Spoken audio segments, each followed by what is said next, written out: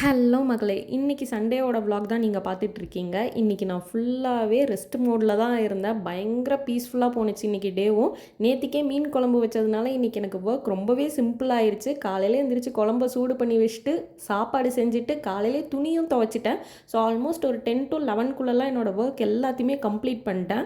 இந்த மீன் குழம்பு அண்ட் கருவாட்டு குழம்புக்கு இருக்கிற ஒரே ஸ்பெஷாலிட்டி, அன்னைக்கு வைக்கிற குழம்ப விட அதுக்கு அடுத்த நாள் சூடு பண்ணி சாப்பிட்டோம்னா பயங்கர டேஸ்ட்டா இருக்கும். அண்ட் இப்போ ரீசன்ட் டைம்ஸில் நிறையா கமெண்ட்ஸ் பார்க்குறேன், உங்கள் ஹேர் எப்படி இவ்வளோ ஹெல்த்தியாக மெயின்டைன் பண்ணுறீங்க அப்படின்னு சொல்லிட்டு. முந்தின கிளிப் பார்த்துருந்தீங்கன்னா தெரியும், எனக்குமே ஹேர் ஃபாலெல்லாம் இருக்க தான் செய்யுது. பட் நம்ம ப்ராப்பராக மெயின்டைன் பண்ணுறதுல தான் எல்லாமே இருக்குது. என்னை பொறுத்த வரைக்கும் எவ்வளோ பெரிய எமர்ஜென்சி சுச்சுவேஷனாக இருந்தாலும் சரி, நான் ஃப்ரீ ஹேர் விட்டதே இல்லை. நான் மேக்ஸிமம் ஹேரை டைப் பண்ணிட்டு தான் போவேன். நம்ம அப்படி ஃப்ரீ ஹேர் விடுறோன்னா ஆட்டோமேட்டிக்காக நம்ம முடி சிக்காயிரும்.